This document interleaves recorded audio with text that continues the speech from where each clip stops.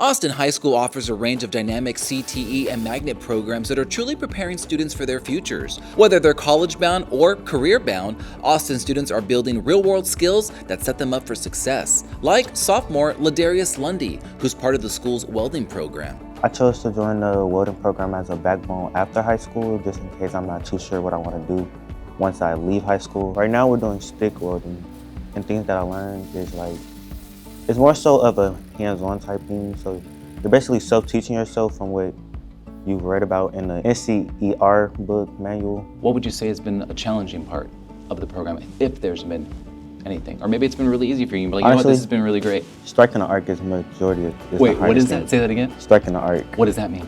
It's like basically getting a stick to catch on to the fire to like strike the middle. And you might have some ups and downs because you're not gonna be perfect the first time you do it, but you'll catch on to it eventually. Another student, Felix is finishing up his time at Austin. He's a senior in the 3DE business program and says he feels more than ready for what comes next. What's your time been like here, being a student here? Honestly, it's been great. It's given me a lot of opportunities. I've been searching for, looking for the next best thing, and, business or the 3D junior achievement has been giving me opportunities like crazy. Leadership is number one.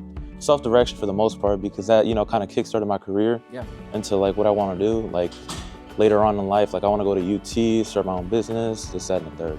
2 students, 2 pathways, both proving the power of hands-on learning and Austin's commitment to preparing its students for the future. What would be your advice to maybe an incoming freshman?